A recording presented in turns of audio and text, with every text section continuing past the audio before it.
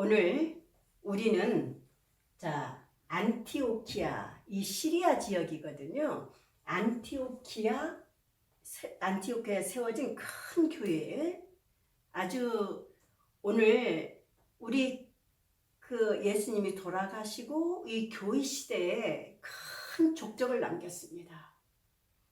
그 교회가 안티오키아에 있었거든요.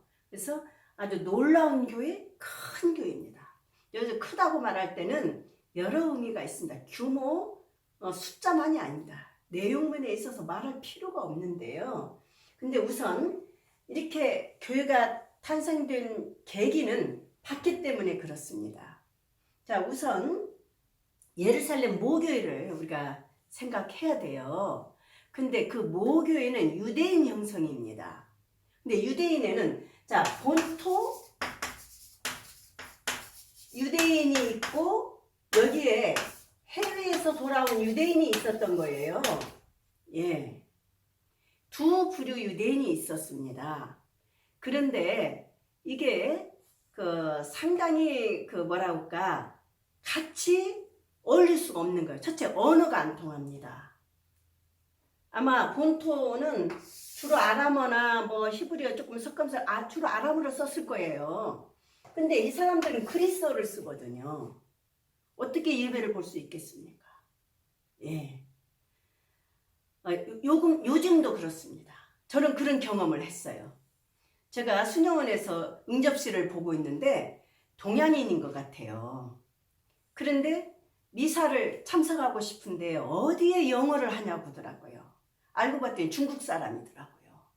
그래서 제가 외국 신부님 계신 곳을 이렇게 안내한 적이 있어요. 요즘도 그렇습니다. 그러니까 단지 예배만 그러겠어요. 음식 나눔 같은 것도 구품 나누고 이런 것도 다 있었거든요. 그때마다 말이 안 통하면 오해 소리가 많습니다. 예, 상당히 우리가 말을 통하고 살아도 오해하고 사는데 나는 충분히 이해가 됩니다. 그래서 참 우리 사도들이 결정을 잘 내립니다. 오늘날 이거 정말 우리 교회가 큰 가르침으로 받아들여야 돼요. 이해를 한 거예요. 그러면 이들 사이에서 지도자를 뽑자. 그게 7부제입니다. 그래서 거기에 7부제에서 크게 활약한 사람이 스테파노입니다. 7부제 가서 명칭을 보십시오. 다 그리스어입니다. 이스라엘 사람 이름이 아닙니다. 이들은. 거기에서도 아마 대표격이 스테파노입니다. 그런데 이 스테파노가 대단히 비판적입니다. 여기서부터 안티오키아 교회의 성격을 우리가 볼 수 있지 않을까 싶어요. 예수님이 율법을 비판하고 성전을 비판하다 죽었잖아요. 지도자들 손에 제거당했습니다. 그 노선을 스테파노가 걷습니다. 그러니까 베드로가 먼저 순교한 게 아니에요. 우리 교회 첫 순교자가 누굽니까? 스테파노입니다. 아주 절차도 밟지 않고 돌로 쳐 죽였거든요. 그 설교 내용이 길게 나옵니다. 보면 알지 마죠. 여지없이 성전이랑 비판합니다. 아마 그래서 스테파노가 지목받고 순교하게 된 거예요. 여기서부터 벌써 유대인하고 상황이 저는 여기서부터 봅니다. 안티오키아 성격을. 그러면 이들이 이제 우리도 당했구나. 같이 놀면 같이 당하는 거거든요. 교수가 제일 크게 피해를 보겠지만 함께한 사람도 나름대로 불이익을 당하게 돼 있거든요. 아니 오늘날까지도. 그러니까 이들은 어째요? 바퀴를 펴서 뿔뿔이 헤어지는 거예요. 흩어져. 우리나라 같아요. 그래서 이게 신앙의 지역이 넓어지는 거예요. 그걸 신앙지라고 하죠. 예. 이 구역에서 살던 사람이 뿔뿔이 이제 바퀴를 펴서 흩어지다 보니까 신앙을 그 지역에 날르는 것입니다. 우리나라도 비슷하잖아요. 예. 그래서 이들은요, 어떻게 피해가냐면, 사마리아도 가고, 다마스쿠스도 가고, 키프루스도 가고, 페니키아도 가고, 해가지고 이 안티오키아에 아주 큰 교회가 이제 모아지는 거예요. 예. 안티오키아라는 지역을 우리가 염두에 둬야 됩니다. 자, 노마가 지배할 때입니다. 자, 아주 세 번째 큰 도시입니다. 아마 인구가 50만 정도 됐을 것으로 보거든요. 노마, 알렉산드리아, 안티오키아.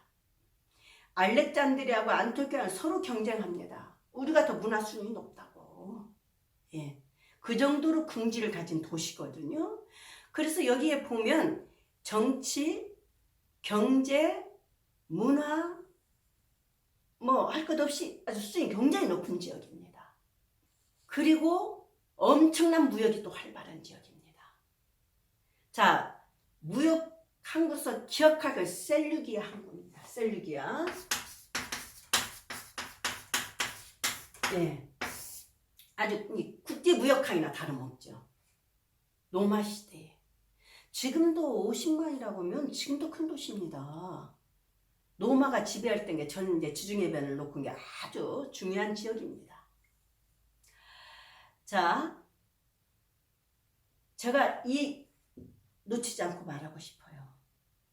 이 항구를 기점으로 바울로 사도가 들어오고 나가고 하면서 전도를 높였기 때문에 이방인 사회에. 어쨌든지 간에 지금 여기에 큰 교회가 설립된 것입니다. 자, 이제 70년을 기해서 지금은 아직 그러니까 아마 33년경에 스테파노가 순교한 거 아니냐. 그리고 아마 37년에서 38년경에 세워졌을 것으로 추측이 됩니다. 이 안티오키아 교회가. 예. 이 교회가 이제 점점점 커진 소식을 들 거예요. 그러니까 예루살렘 사도들이 거기에 지도자를 보내자. 그 키프로스 섬에 아주 레위 지파 사람인가 봐요. 바르나바가 열심한 사람이 있었습니다. 그 사람을 파견해서 여기 지도자로 파견할 정도로 교회가 커진 거예요. 자, 우리가 지금 좀 복잡하지만 확실히 할 것이 있습니다. 예루살렘 모교회는 유다인 중심입니다. 그런데 최초로 여기는 안티오키아 이방인 지역이죠. 근데 중요한 거 여기는 혼성교회다. 어떻게? 유다인 이방이 섞어졌다. 이게 아주 중요한 일입니다. 예. 정말 유대인을 훌쩍 넘어선 거죠. 예. 유대인들 어떻게 하느님 구원을 이방인에게 줘. 정말 예수 정신이 저는 살아있다고 봅니다. 안티오키아 교회에. 그러니까 예수님은 이방인 여인도 만나고 사마리아 여인도 만났잖아요. 그런데도 아직 유대인의 그 찌든 그 관행이 있어가지고 이방인 접촉도 굉장히 문제 삼아요. 이방인 접촉을. 우리 그리스도인 안에서도. 예. 그런데 얼마나 지금 저는 여기서 큰 교회라고 할 때는 얼마나 예수님 가까이 접근했냐 이거예요. 예, 한 큰 발전 단계를 봅니다. 이미 스테파노가 어떤 연설을 했습니까? 유다인이 감히 상상할 수 없는 예수님처럼 그 노선에서 그 설교하다가 죽은 거 아니에요? 그들 부류가 가서 지금 또 이방인이랑 섞어서 세운 교회입니다. 예. 그래서 저는 뿌리를 거기서부터 본다고요. 미리 말씀드렸지만 이제 바르나바가 교회를 돌보는데 봉사를 하는데 힘이 붙여요. 근데 마침 이제 그 사울이 박해자로 출발한 사람이 이제 다마스커스 박해하러 가다가 예수님을 만나고 개심을 했습니다. 그리고 그분은 어디에 있냐면 자, 터키 남부의 다르소어, 그 해외 유다인이거든요. 그런데 바울로도 대단해. 바리사이로 성장한 사람이 세상에 이 노선을 따랐다는 거예요. 자, 이걸 꼭 잊어버리면 안 됩니다. 이제 바르나바 자기 힘이 붙이니까 자, 육로로 갈 수 있습니다. 바로 가서 사울을 데려다가 1년을 같이 준비를 한 것입니다. 그래가지고 이제 이방인 전도 계획을 짠 거예요. 아니, 사울, 바울로 같이 이름을 씁니다. 사도행전은. 자, 이방인 지역으로 말을 할 때부터는 바울로로 바꿉니다. 그 이제는 사울이라고 해요. 이스라엘식 이름을. 이게 또 의도적이라고 생각이 드는데요. 어떻든지 간에 둘이 전도 계획을 짠 거예요. 1년 동안. 지금 중요한 것은 뭐냐면, 자, 큰 교회다. 자, 저는 예수님 정신을 잘 살렸다. 우리 교회에서 크다 할 때는 이것이 제일 먼저 있어야 됩니다. 사람이 많다, 교회가 막 웅장하게 잘됐다, 이것이 큰 교회 아닙니다. 예수님이 많이 살아있느냐, 거기에 용기를 내느냐, 이것이 큰 교회죠. 첫 번째로. 예. 그리고 이제 그 예수가 살아있어야 된다 이거예요. 교회는. 아니, 교회 형체도 없어도 그게 살아있으면 큰 교회입니다. 사실은. 어쨌든 그 다음에 이방인, 유다인, 이방인이 같이 모였다. 우리 보편교회의 이상을 살려갑니다. 얼마나 큰 교회입니까? 그것만 큰 교회입니까? 이번에는 이제는 이방인에게 대대적으로 전도를 하자 계획을 짠 거예요. 자, 우리 지금 성서의 많은 부분이 사도행전도 반절 이상이 바울로 향해 있습니다. 1차, 2차, 3차 전도 여행입니다. 그래서 지금 그 교회를 할 수 있는 계기가 안티오키아에서 다 지원을 하는 것입니다. 자, 전도사 파견을 했습니다. 바르나바하고 바울로하고, 마르코는 후에 이제 후퇴했지만 전도비를 다 대는 거죠. 그러니까 해외 전도에, 이방인 전도의 본처가 되는 것입니다. 그리고 관리를 이 교회에서 하는 거예요. 그러니까 어디서 떠나요? 셀리게아 항구를 배를 타고 가고 다시 들어오고. 어째? 전도하고 갔다 오면 이 교회에 보고를 해야 될 거 아니에요? 다시 돌아오고 나가고. 그래서 첫 번째는 물론 이제 배로 향하고 두 번째, 세 번째는 육로로 갑니다. 어쨌든지 간에 본처는 안티오키아 교회입니다. 이게 자, 70년에 되면 모교회는 사멸합니다. 이 교회 없으면 큰일 날 뻔 알았잖아요. 얼마나 교회의 복음입니까? 예.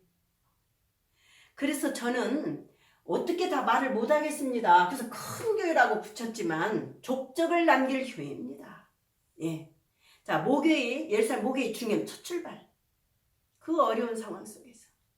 그 다음에 이 박해를 피해서 가가지고, 예.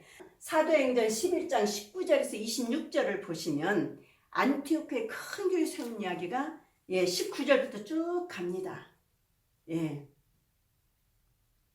그래서 26절에 가면 중요한 말이 나옵니다. 지금 우리들이 그리스도인이라는 말을 씁니다. 그리스도인이라는 말을 써. 정말 그리스도인이어야 되죠, 우리가. 그래서 예수 그리스도가 없는 정말 그걸 바라보고 우리가 신앙생활을 합니다. 근데 얼마나 이들이 예수님 그리스도, 예수 그리스도를 얼마나 위쳐댔으면, 자, 교회 내부에서 나온 말이 아닙니다. 교회 밖에 있는 사람들이 이렇게 자기들 하는 소리 들으면 그리스도인 입에 다른 거예요. 그들로부터 주어진 칭호입니다, 이게. 그래서 더 값집니다. 그래서 바깥에서 붙여진 이름입니다. 이게 11장 26절입니다.